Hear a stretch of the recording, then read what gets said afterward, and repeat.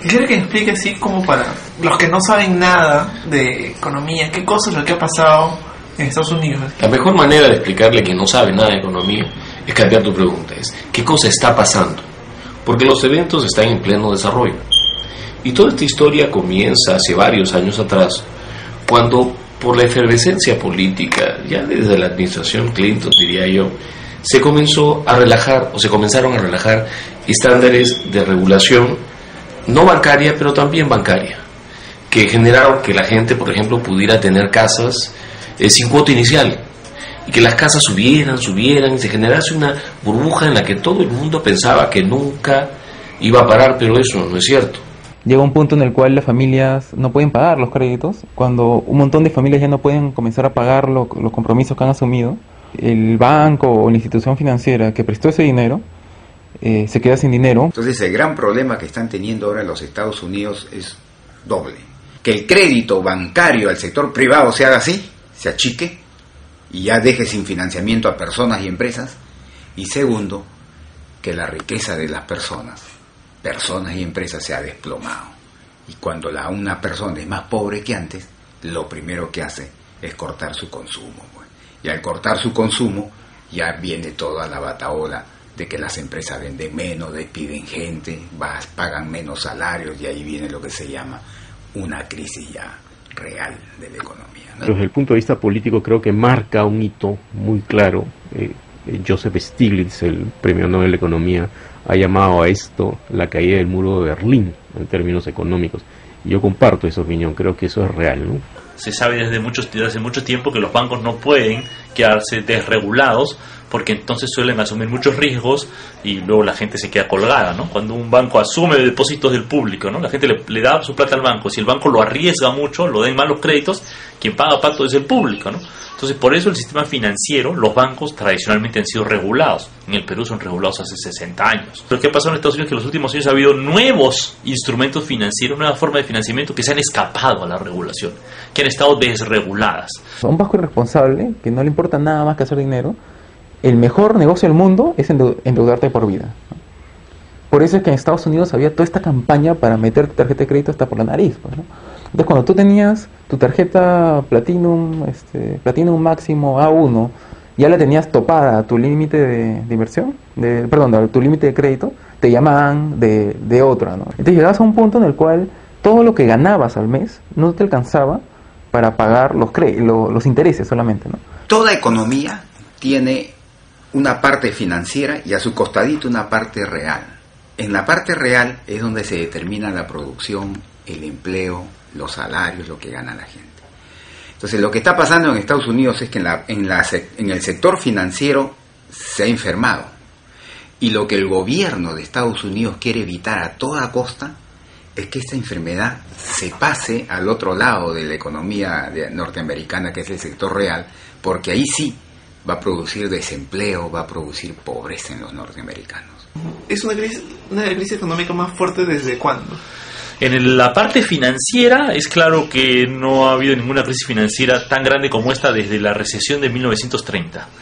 Los impactos sobre el sector real, es decir, sobre la producción y el empleo, recién vamos a ver en los próximos meses qué tan profundos son, porque ha habido una respuesta bastante fuerte por parte del Tesoro norteamericano y de la Reserva Federal norteamericana, que ha puesto mucha plata para que la economía no se caiga, ¿no? Han habido un montón de empresas que han vivido de este boom del mercado inmobiliario durante un montón de tiempo. Parte de la crisis es que ellos han quebrado también, ¿no? O sea, las corredoras ya no tienen casas que ofrecer porque no hay clientes, ¿no? Un monumental caso que mezcla, por un lado, un afán desesperado de hacer plata como de lugar y creer que nunca iba a acabar esto, o sea, algo de estupidez, y un fracaso del Estado. ¿Se podría decir que con esto es el fin del sistema capitalista como tal? No, yo creo que es solamente una crisis de un sistema financiero desregulado, nuevos instrumentos financieros desregulados, que va a haber una transformación en cómo funciona el sistema financiero, las instituciones financieras internacionales, pero no es el fin del capitalismo. Sí va a ser una crisis económica fuerte a nivel mundial. Yo creo que el sistema capitalista goza de buena salud todavía, ¿no? Es simplemente una crisis, ¿no? una crisis del sistema capitalista que implica un punto de quiebre y que va a implicar una reinvención del capitalismo que hemos conocido en los últimos años, caracterizado por un liberalismo que algunos calificaron de salvaje y que yo creo que en algunos casos fue así. O sea, es como al final de un partido de fútbol, ¿no? Al final del partido todos son entrenadores, todos la rompen, ¿no? Entonces ahora tú entras a internet a ver, digamos, qué opinan los analistas y todo el mundo dice, ay, obviamente iba a pasar esto. No es como que sea el final ¿cómo se llama? Del sistema capitalista, como tú dices, sino que es el final o sea, es una lección más, ¿no? Porque esta no es la primera vez que pasa, ¿no? Es la lección de que tú tienes que cuidar bien a quién se le presta el dinero, ¿no? Y que esa decisión no debe ser solamente el banco o de la institución financiera, sino que el Estado tiene que regular eso. Los que acá han perdido para mí son aquellos dogmáticos del liberalismo. Esos sí han perdido, esos que sostienen que los mercados hay que dejarlos libres y el Estado no debe intervenir en ninguna forma en los mercados.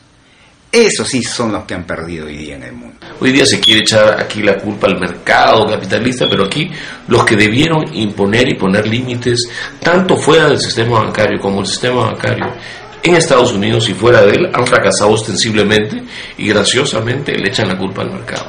El mercado hubiera resuelto este problema a 2 patadas. ¿Quién va a pensar que Estados Unidos va a nacionalizar bancos, el gobierno y el Banco Central? Y eso están haciendo y lo están haciendo para evitar, como te decía hace un rato, que la crisis financiera se pase al sector real de la economía norteamericana y golpee fuertísimo a los norteamericanos. El recuerdo de la Gran Depresión de los años 30 es que está haciendo que el gobierno de los Estados Unidos actúe con medidas heterodoxas. Porque en los años 30, el gobierno de Estados Unidos, cuando vio que los bancos entraron en crisis, el gobierno hizo esto. Y los bancos comenzaron pum, a caerse.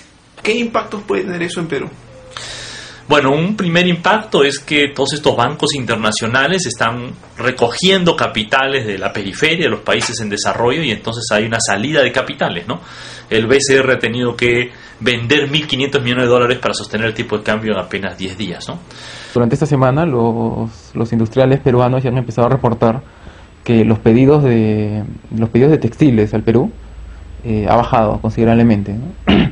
Y se espera que siga bajando un poco. Ahora, eso no quiere decir que quebró el sector textilero peruano, ¿no? Pero es como que están anunciando que está empezando a suceder eso, ¿no? Por suerte, ahorita nos han agarrado en un momento en el cual contamos con un montón de recursos para poder hacer frente a los problemas que podrían generar, ¿no? Entonces va a provocar una tendencia alcista lenta. No, eso no quiere decir que el dólar se va a ir a 5 soles, no. Una tendencia alcista lenta, pero alcista en el valor del dólar. Y en tercer lugar, es el canal real. Si la economía norteamericana se enfría, como es probable que suceda, y la economía europea también se enfríe, como es probable que suceda, entonces obviamente Perú se va a encontrar con que ya no le puede vender tanto como antes. Para el Perú depende de lo que nosotros hagamos. Si el Banco Central de Reserva vuelve hacia su meta inflacionaria de 2% al año, con un manejo monetario responsable, y si además eleva los límites que hay para que los ahorros de los trabajadores en las AFPs puedan salir al exterior comprando dólares, en ese caso vamos a tener un dólar flexible e inflación baja y podremos pasar esta crisis, por más dura que sea, con algún ritmo de crecimiento y sin perder competitividad. Tal como estamos hoy, con dólar barato y fuera de la meta, con mucha liquidez en el aire, a mí me preocupa lo que puede pasar. ¿Por qué? Porque la economía peruana vive, crece y le da reducciones de pobreza a su gente en base a mayores exportaciones y mayor captación de capitales. Y lo que estamos viendo ahorita es el derrumbe de esta especie de fanatismo que no está conduciendo a nada y que al final nos va a terminar afectando a todos, ¿no? Lo que se está buscando es algo más racional, un punto de equilibrio entre el mercado y el Estado. El mercado tiene que existir la gran inversión, tiene que existir la mediana y la pequeña inversión, pero tiene que existir algún tipo de regulación. De eso se está hablando hoy día en las mismas Naciones Unidas, en Estados Unidos, paraíso del capitalismo. Entonces me parece a mí alucinante que no se tenga un gesto de humildad y se reconozca pues que esa teoría tenía grandes limitaciones, ¿no?